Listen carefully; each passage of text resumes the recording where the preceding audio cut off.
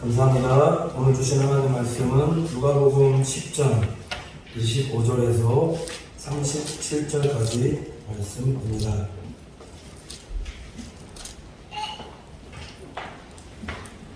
누가복음 10장 25절에서 37절까지 말씀입니다.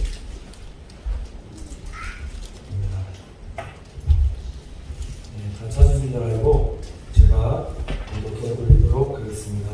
어떤 율법사가 일어나 예수를 시험하여 가로되 선생님, 내가 무엇을 하여야 영생을 얻으리이까? 예수께서 이르시되 율법에 무엇이라 기록되었으며 내가 어떻게 이루냐? 대답하여 가로되 내 마음을 다하며 목숨을 다하며 힘을 다하며 뜻을 다하여 주 너의 하나님을 사랑하고 또한 내 이웃을 내 몸과 같이 사랑하라 하였나이다. 예수께서 이르시되 내 대답이 옳도다. 이를 행하라. 그러면 살리라 하시니 이 사람이 자기를 옳게 보이려고 예수께 여짜오되 그러면 내 이웃이 누구니까? 예수께서 대답하여 가라사대 어떤 사람이 예루살렘에서 여리고로 내려가다가 강도를 만나매 강도들이 그 옷을 벗기고 때려 거반 죽은 것을 버리고 갔더라. 마침 한 제사장이 그 길로 내려가다가 그를 보고 피하여 지나가고 또 이와 같이 한 레위인도 그곳에 이르러 그를 보고 피하여 지나가되 어떤 사마리아인은 여행하는 중 거기에 이르러 그를 보고 불쌍히 여겨 가까이 가서 기름과 포도주를 그 상처에 붓고 싸매고 자기 짐승에 태워 주막으로 데리고 가서 돌보아주고 이튿날에 데나리온 둘을 내어 주막 주인에게 주며 가로되 이 사람을 돌보아주라. 부리가 더 들면 내가 올 때에 갚으리라 하였으니 내 의견에는 이 세 사람 중에 누가 강도 만난 자의 이웃이 되겠느냐? 가로되 자비를 베푼 자니이다. 예수께서 이르시되 가서 너도 이와 같이 하라 하시니라. 아멘. 성가대 찬양 드리겠습니다.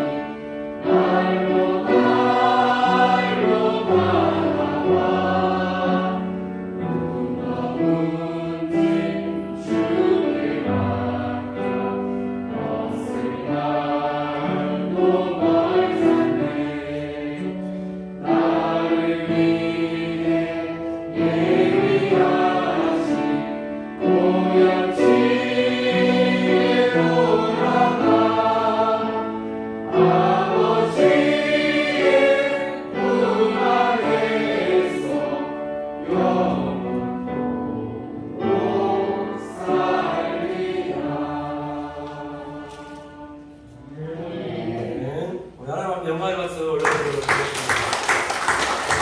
하나님의 찬양을 어떻게 받아주셨으라 믿습니다. 자, 우리 옆에 분 보시면서 우리 서로 인사하도록 하겠습니다. 사랑합니다. 축복합니다. 잘 오셨습니다.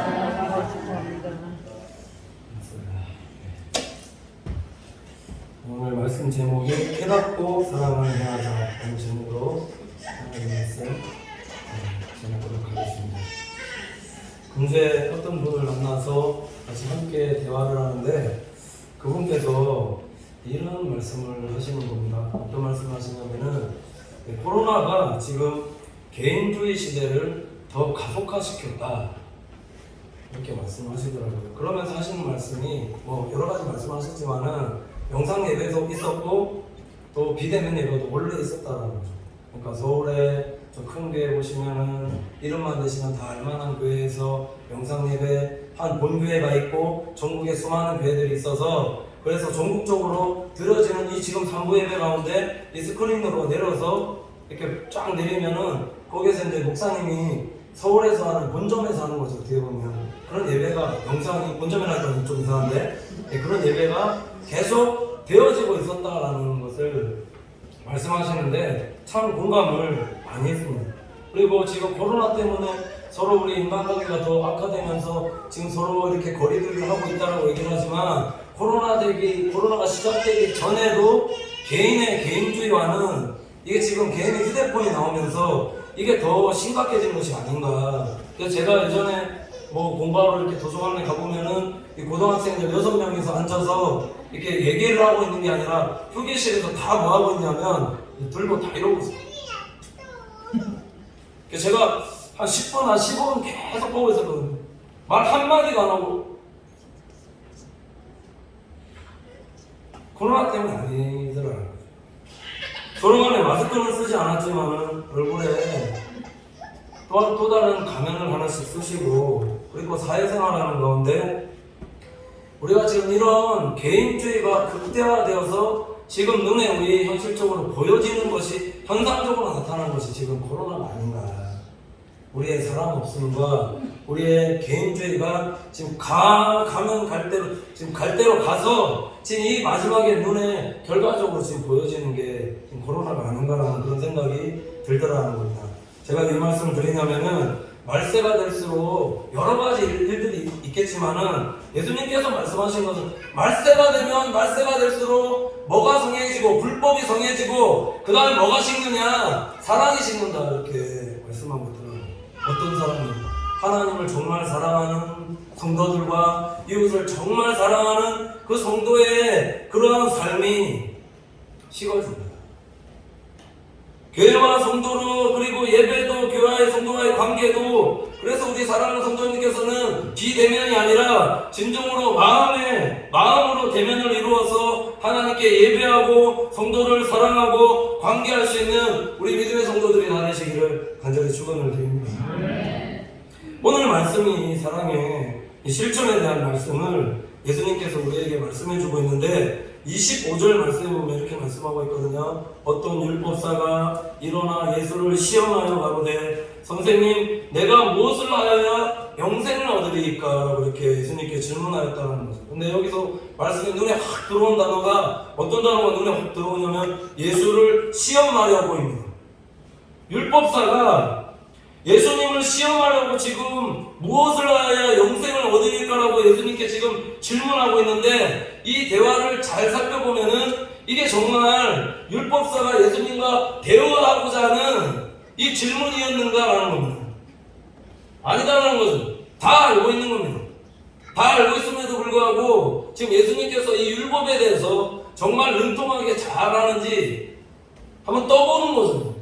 정말 영생에 대해서 정말 예수님께서 잘 아는지 한번 떠보라고 지금 이러한 질문을 예수님께 의도적으로 지금 드리고 있다는 거예요.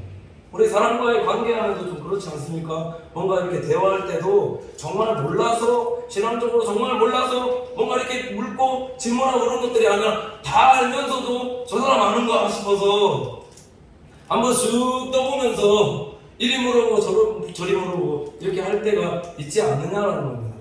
그 다 알거든요.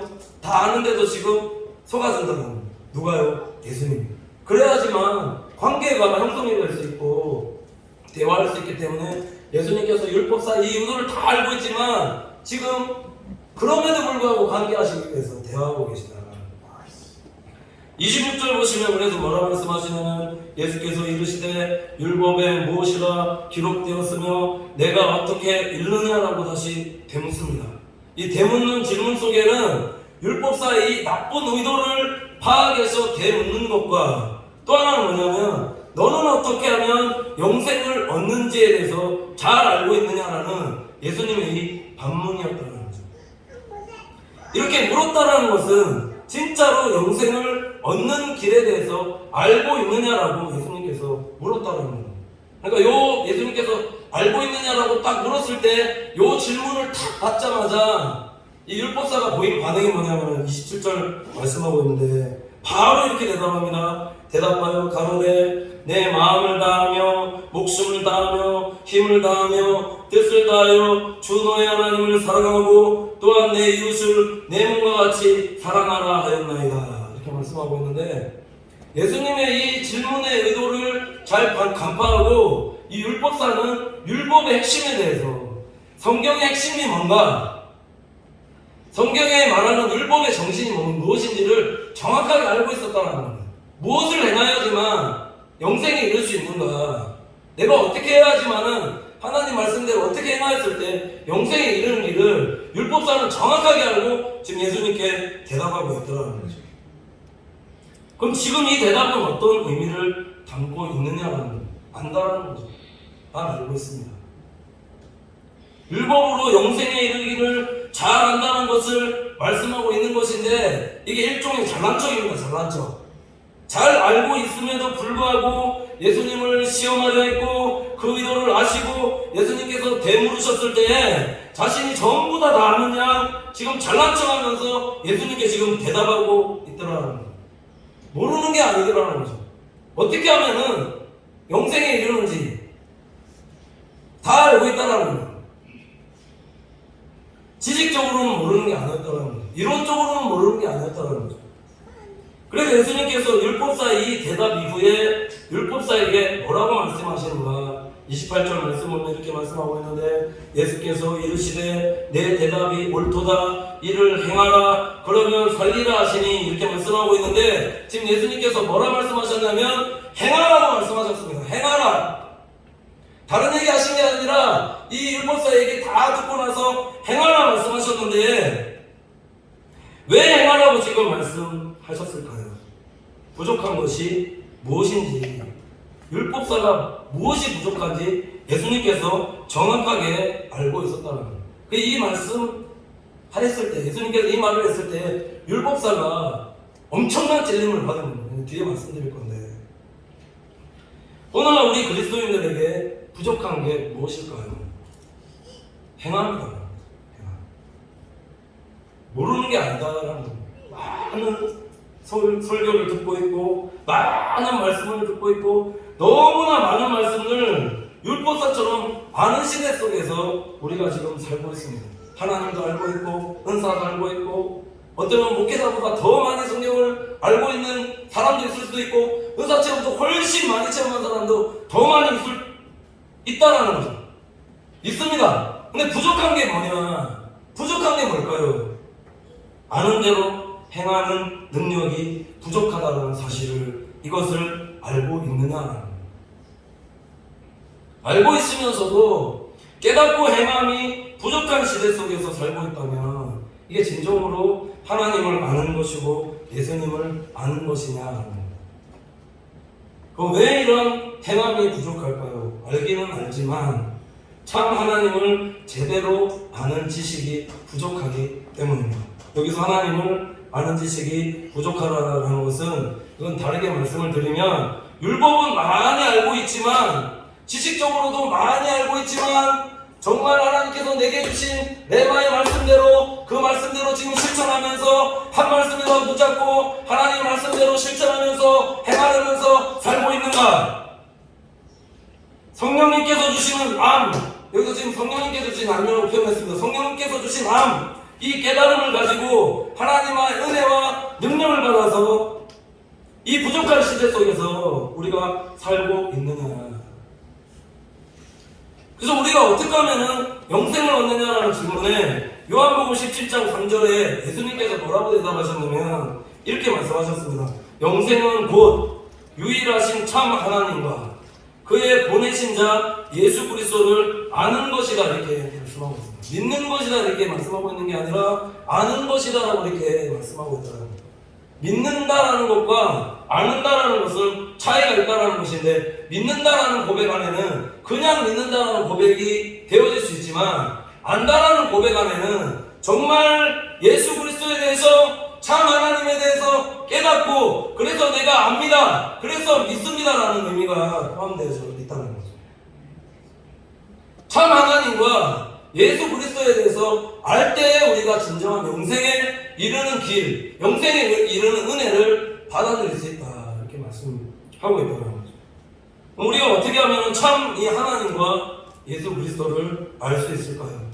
고린도전서 12장 3절 말씀이 이렇게 말씀하고 있는데, 그러므로 내가 너희에게 알게 하노니 하나님의 영으로 말하는 자는 누구든지 예수를 저주할 자라 하지 않고 또 성령으로 아니하고는 누구든지 예수를 주시라 할 수 없느니라, 이렇게 말씀하고 있다는 거죠. 그럼 예수에 대해서 알라고 하면은 어떠한 사건이 우리 가운데 있어야 되는가? 성령님께서 우리를 깨닫게 하실 때에 우리가 참 알매 이르게 되어진다는 겁니다. 성령님께서 우리를 깨닫게 해주실 때만이 우리가 참 하나님과 예수 그리스도에 대해서 우리가 알게 되어진다, 이렇게 말씀하고 있다는 거죠. 이게 이론이 아니다라는 겁니다. 이게 지식적인 게 아니다라는 겁니다. 성령님께서 우리를 깨닫게 해주실 때, 온전히 깨닫게 해주실 때만이 참 하나님과 예수님에 대해서 깨달을 수 있다 말씀하고 있다. 예배가 참 중요합니다. 계속 예배에 대한 얘기 말씀을 드리는데, 이 예배 가운데, 예배 드리는 가운데 위로부터 하나님께서 하나님을 여시고 성령으로 기름 부어 주실 때, 그래서 우리에게 성령 충만 받아서 우리가 깨닫게끔 이렇게 되어졌을 때, 하나님과 예수 그리스도에 대해서 깨닫게 되었을 때, 이걸 다르게 표현하면 은혜 받았을 때 진정으로 하나님에 대한 알미 있고, 그래서 그 은혜 받은 은혜로 우리가 섬기고 봉사하며 충성하며 살아갈 수 있는 믿음의 성도들이 될 수 있는 겁니다. 진정한 알미 있느냐라는 거죠. 이 율법사가 참 하나님과 예수 그리스도를 잘 알았는가 몰랐다라는 겁니다. 율법은 많이 알고 있었지만 예수님과 만약에 대화했으면, 예수님을 알았다라면 바로 예수님 영접했을 건데, 예수는 그래 잘 알고 있는가? 율법에 대해서 알고 있는가? 영생에 대해서 알고 있는가? 시험하려 했다라는 거예요. 율법은 어떻게 해서 온전해질 수 있는가?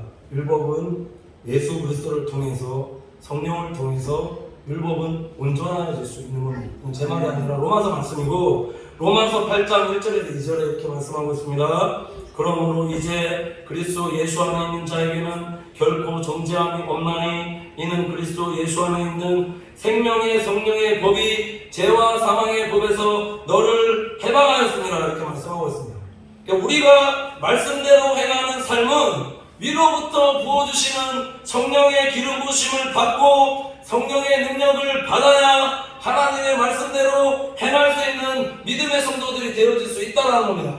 성령이 아니고서야 하나님의 말씀대로 행할 수 있는 성도들이 될 수 없다는 거죠. 성령이 없으면 내가 율법을 행하려고 해도 율법의 말씀대로 행할 수가 없고, 내가 행하려고 해도 그 율법이 자꾸 죄를 깨닫게끔 하는, 죄책감이 들게끔 하게 되는, 왜냐하면 그 율법의 조항들이 많은데 그 많은 조항대로 내가 하려고 했을 때 그 말씀대로, 많은 말씀대로 할 수 없는 나를 깨닫게 함으로써, 그래서 자꾸 죄와 죄책감이 들게끔 그렇게 나를 만든다는 겁니다.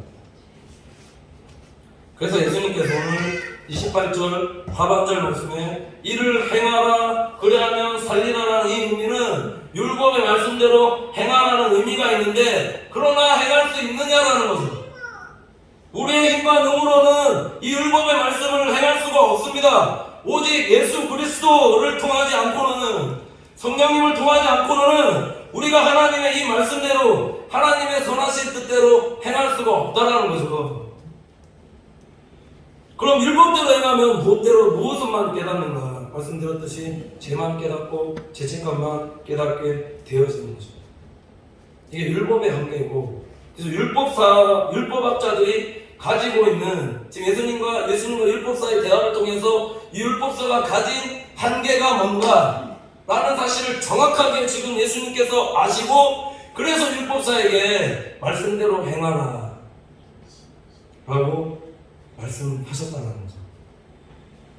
알기는 잘 아는데 그래서 행함이 없는 자신을 알고 있었기 때문에, 그래서 율법사가 이 예수님께서 행하라는 말씀을 듣자마자 큰 찔림을 받았다는 거죠. 그 증거가 오늘 29절 말씀인데 이렇게 말씀하고 있습니다. 말씀해 보면은 이 사람이 자기를 옳게 보이려고 예수께 여짜오되 그러면 내 이웃이 누구오니까 이렇게라고 질문하고 있습니다. 이 사람이 자기를 옳게 보이려고 이 말씀을 원어로 찾아보면은 지금 뭐라고 되어 있냐면은 그는 자신의 입장을 변호하라고 생각해서 이렇게 말씀하고 있다는 거죠. 여기 지금 변호라는 단어가 나오는데 왜 변호하느냐? 예수님의 이 말씀을 듣고서 행하지 못하는 죄책감을, 죄를 깨달았기 때문에 그래서 자신을 옳게 보려고, 잘하고 있는 것처럼 보이려고 자기를 변호했다라는 거죠. 우리가 뭐 변호사 갈 때 그렇지 않습니까? 꼭 제 때문에 변호사 하는 건 아니지만 어떤 죄 지었을 때 내 형량에 대해서 조금이라도 변해줬으면 좋겠다 해서 비싼 변호사 사서 변호사를 이렇게 초빙입니까? 그렇게 하듯이 여기서 자기 옳게 보이려고 이 말 듣고 죄책감 엄청 깨닫는 거죠. 변호하려 했다는 겁니다. 그러면서 질문하죠. 내 이웃이 누구니까? 예수님께 율법사가 이 질문할 때 아직도 못 깨닫고 있는 이 율법사에게 예수님께서 아주 또 친절하게 비유를 들어서 또 설명하고 계십니다. 30절, 32절 보시면 예수께서 대답하여 가라사대 어떤 사람이 예루살렘에서 여리고로 내려가다가 강도를 만나매 강도들이 그 옷을 벗기고 때려 거반 죽은 것을 버리고 갔더라. 마침 한 제사장이 그 길로 내려가다가 그를 보고 피하여 지나가고 또 이와 같이 한 레위인도 그곳에 이르러 그를 보고 피하여 지나가되. 자, 두 지금 사람이 나오는데 레위인이 나오는데 지나갔다, 제사장이 나오는데 지나갔다. 왜 예수님께서 이 제사장과 레위인을 비유로 들어서 지금 말씀하고 계실까요? 율법사와 제사장과 레위인의 공통점이 무엇입니까? 하나님과 정말 관련된, 하나님의 말씀에 대해서 소위 정말 잘 안다라고 하는 사람들이, 대표적인 인물들이 아니냐라는 거죠. 율법사도 그렇고 제사장도 그렇고 레위인도 그렇고 하나님의 말씀에 대해서 정말 잘 안다라는 사람들이 대답했지 않습니까? 하나님 사랑하고 이웃 사랑하는 게 율법의 정신이고 마침이다. 잘 알고 있으면서 불구하고 제사장이라는 사람이, 레위인이라는 사람이 이거 왜 지나가느냐라는 거죠. 강도 만난 사람이 있는데 율법을 잘 안다고 말하는 하나님 사랑과 이웃 사랑을 통해서 영생에 이룰 수 있다는 것을 누구보다도 잘하는 이 제사장과 레위인이 율법 알면서도 이거 왜 지나가느냐. 비유죠. 그래서 네가 지금 행함이 부족하다. 율법사야, 네가 지금 행함이 부족하구나. 예수님은 직설적이지 않으시거든요. 항상 비유를 통해 상처 안 주시고 돌려서 비유로 말씀하시는데 지금 이거 율법사는 못 알아듣고, 그래서 이거 말씀하셨을 때, 행함만 말씀하셨을 때 아유 예수님 잘못했습니다, 회개합니다, 알긴 알지만 행하지 못했습니다, 죄송합니다, 용서해 주셨다가 하면 끝났을 건데 내 이웃이 누구입니까? 라고 물어보니까 예수님께 또 이렇게 또 친절하게 비유로 들어서 율법사하고 비슷한 레위인과 제사장도 비유로 들어서 설명해 주고 있더라고요. 행하라는 겁니다. 지나갔지 않습니까? 왜 지나가느냐? 하나님 사랑 안 다음에 이웃 사랑한다. 왜 지나가느냐? 율법을 잘 안다라면서도 행하지 않는 본질을 꿰뚫어 보시고 행하라고 비유로 거듭 말씀하시는데, 자, 알고 있으면서 행치 않는 게 율법에 대해서 정말 아는 것인가? 모르는 게 아니냐라는 거예요. 알고도 행치 않는다면은 그것이 하나님의 사랑과 이웃 사랑을 실천하는 자들인가? 이런 자들이 과연 영생에 이를 수 있는 것인가? 없죠. 왜 없냐면 율법은 알아도 말씀하셨듯이 참 하나님과 예수 그리스도를 모르는 자들이기 때문입니다. 그래서 예수님께서 말씀하셨습니다. 주여 주여 하는 자마다 다 천국에 들어갈 것이 아니라 하나님의 말씀대로 하나님의 뜻대로 행하는 자라야 들어가리라 말씀하시는 거예요. 이런 이유라는 거죠. 그러면 어떤 자가 영생에 이를 수 있는가? 어떻게 행해야 되는가를 예수님께서 사마리아인을 비유로 들어서 말씀하시는데 33절 보시면 어떤 사마리아인은 여행하는 중 거기 이르러 그를 보고 불쌍히 여겨 라고 말씀하고 있는데, 그래서 불쌍히 여겼다라는 의미를 언어적인 의미로 찾아보면은 뭐라고 되어 있냐면은 가엾게 여겼다, 딱하게 여겼다라는 의미가 있습니다. 이걸 어원적으로 조금 더 깊게 찾아보면은 뭐라고 되어 있냐면은 내가 마음씀이 나에게 독이 된다라는 것을 알고도 불쌍히 여기는 마음을 가지는 것, 이렇게 되어 있습니다. 다시 읽어드리면 내가 마음씀이 나에게 독이 된다는 것을 알고도 불쌍히 여기는 마음을 가지는 것, 이렇게 되어 있다는 거죠. 이걸 다르게 말씀드리면 잃는 것이 많은 행함이다라는 겁니다. 내가 이것을 행함으로써 손해보는 일들이 너무 많은 거죠. 희생해야 돼도 시간적으로, 물질적으로, 돈적으로 희생해야 될 게 너무 많은데 그거 알면서도 행하는 것이 이게 예수 그리스도의 마음이다. 이렇게 행하기가 쉽냐라는 어렵죠. 잃는 것이 많은데 행할 수 없습니다. 그래서 우리가 먼저 은혜를 받아야 됩니다. 성령의 은혜를, 성령님께서 내가 정말 가여비이고 불쌍히 여기는 그 마음이 내 안에 충만해서 그 하나님의 사랑으로 충만해졌을 때 가서 누군가를 사랑하고 누군가를 섬기고 누군가에게 봉사하고 누군가에게 가서 뽀뽀해주고 그렇게 하는 것이지, 그 사랑이 충만해지지도 않은 채 누군가에 가서 희생하고 헌신하고 봉사하면 이게 육적인 거죠. 어떻게 보면 그렇게 하면 좀 낭만, 힘들고 내가 왜 이러지? 내가 왜 이렇게 해야지? 본전 생각나게 내가 이거 너무 힘든데? 어떻게 성도가 이런 삶을 살 수 있는가? 참 하나님과 예수 그리스도의 사랑을 성령님을 통해서 깨달은 자들만이 이 사랑을 행할 수 있고 섬김에, 희생에 감사하면서 행할 수 있는 성도가 될 수 있다고 믿습니다. 그래서 은혜를 받아야 된다. 은혜 받고 해야지. 말씀을 통해서 은혜 받은 통로가 우리 사랑하는 성도님들께 여러 루트가 있을 줄로 압니다. 근데 그 루트가 어느 루트인지 모르겠지만 말씀을 통해서 은혜 받으시고 기도를 통해서 은혜 받으시고 찬양을 통해서 먼저 은혜 받으시고 충만해졌을 때 가서 전도도 하시고 섬기기도 하시고 뭐도 하고 그렇게 해야지. 그런 상태가 아닌데 가서 행하면 힘들고 지쳐서 탈진하게 되고 번전하는 겁니다. 그래서 이 사마리아 사람이 어떻게 했는가 보시면은 34절, 35절 보시면 가까이 가서 기름과 포도주를 그 상처에 붓고 싸매고 자기 짐승에 태워 주막으로 데리고 가서 돌봐주고 이튿날에 데나리온 둘을 내어 주막 주인에게 주며 가로되 이 사람을 돌봐주라. 부비가 더 들면 내가 돌아올 때 갚으리라 하였으니, 이렇게 말씀하고 있습니다. 제가 말씀 준비하면서 눈에 들어온 단어가 어떤 단어가 눈에 확 들어왔냐면 가까이 가서입니다. 가까이 갈 수 없는 사람을 불쌍한 마음이 들어서 가까이 가서 기꺼이 도와줬다라는 것인데, 알지도 못하는 사람인데 가서 돌봐줬다라는 것이고, 그 다음 눈에 들어온 단어가 뭐냐면 이튿날입니다. 그 다음 날에도 지금 다른 곳에 떠나야 되는데 자기가 돌봐줄 수 없으니까 여관 주인에게 부비를 더 주고 돈을 더 주고 이 사람 나을 때까지 도와주십시오 하고 떠났다라는 거죠. 갔다 돌아와서 돈 모자라면 드릴 테니까 이 사람 끝까지 도와주십시오 하고 떠났다는 겁니다. 어떻게 이런 사람을 실천할 수가 있을까요?